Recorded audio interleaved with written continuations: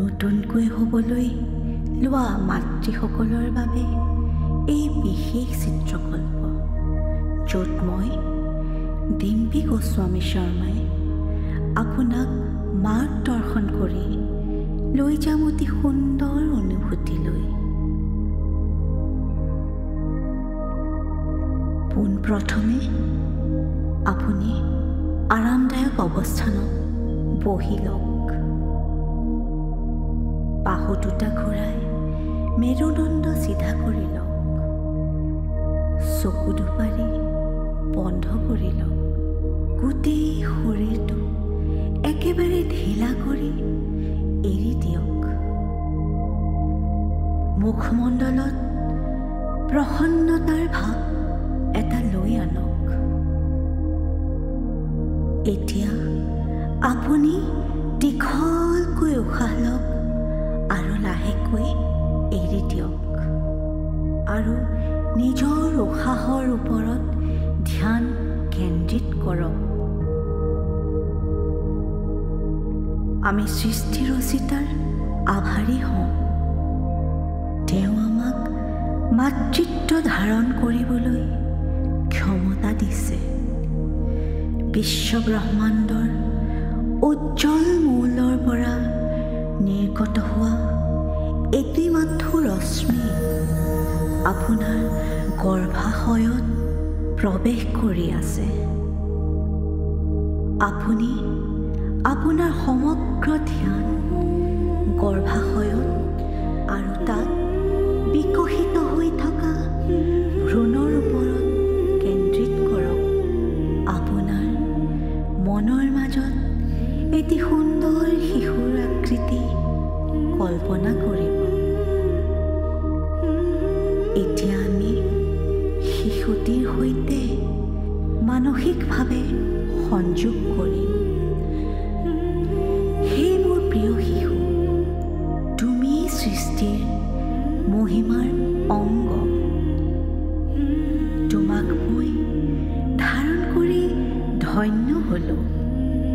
তুমি ঈশ্বৰৰ দিব্যাংশ। তোমাৰ আগমনৰ বাবে মই তোমাৰ পিতৃ আৰু সমগ্ৰ পৰিয়ালটোৱে তোমাক অভিনন্দন জনাই অত্যন্ত সুখী অনুভৱ কৰিছোঁ।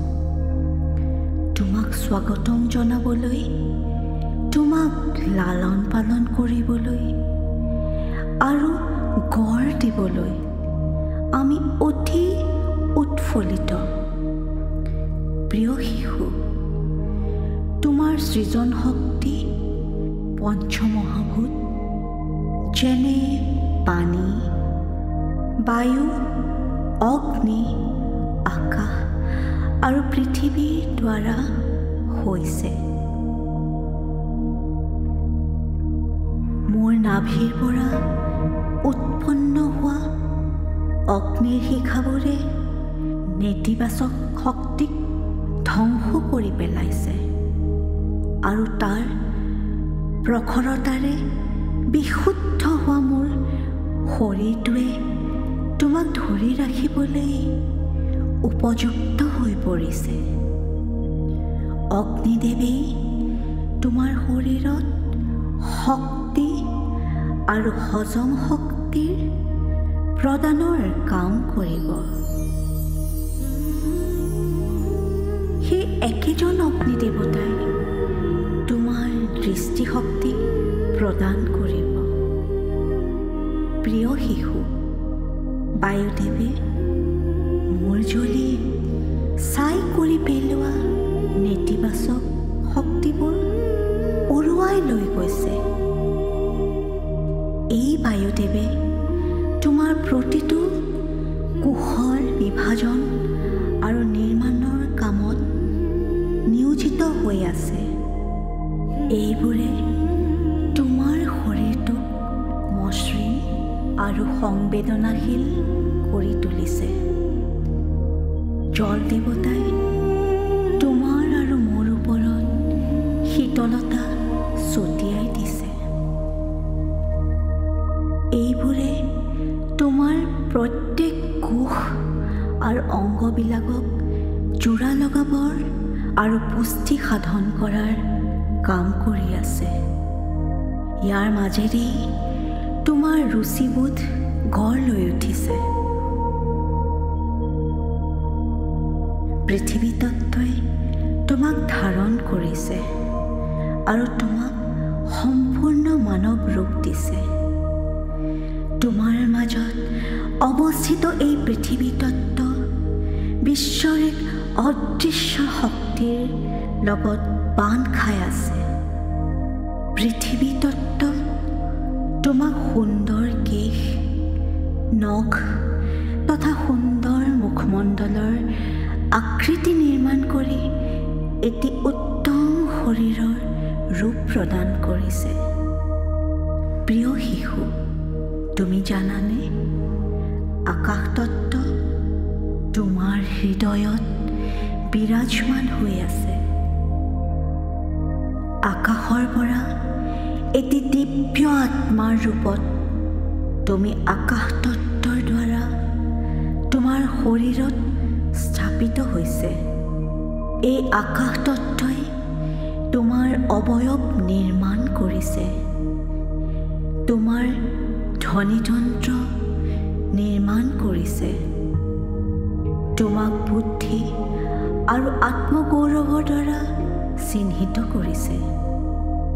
প্ৰিয় শিশু, মাতৃভাৱৰ দ্বাৰা তোমাৰ শৰীৰত তেজ, মঙহ, নাভি, হৃদয় আদিৰ দৰে অংগবোৰৰ সৃষ্টি হৈছে।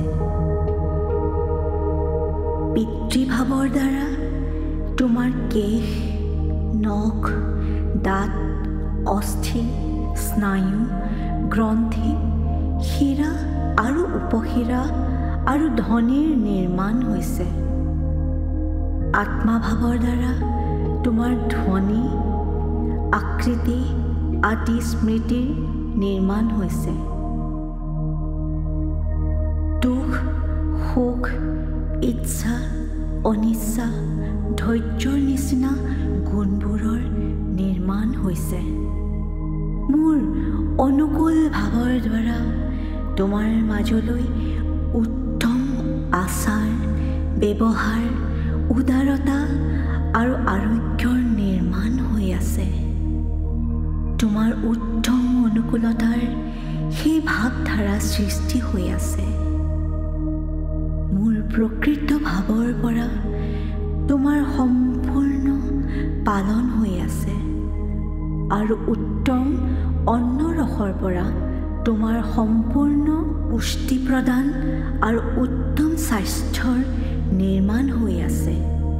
ভক্তিভাৱ দ্বাৰা তোমাৰ মাজত ভক্তিভাৱ, সহনশীলতা, পৰোপকাৰিতা তথা সত্যবাদিতাৰ গুণ নিৰ্মাণ হৈ আছে। এইদৰে পঞ্চমহাভূত আৰু 6 প্ৰকাৰৰ ভাৱৰ দ্বাৰা তোমাৰ উত্তম নিৰ্মাণ হৈ আছে। তুমি শক্তিবান আৰু প্ৰভাৱশীল হৈ আছা। তুমি এই পৃথিৱীলৈ আহি মোক তথা তোমাৰ পিতৃক, আমাৰ পৰিয়ালটোক আৰু সমগ্ৰ দেশখনক গৌৰৱ প্ৰদান কৰিবা। সমগ্ৰ বিশ্ব ব্ৰহ্মাণ্ডৰ কল্যাণ সাধন কৰিবা। তোমাক স্বাগতম জনাইছোঁ। তোমাক স্বাগতম জনাইছোঁ।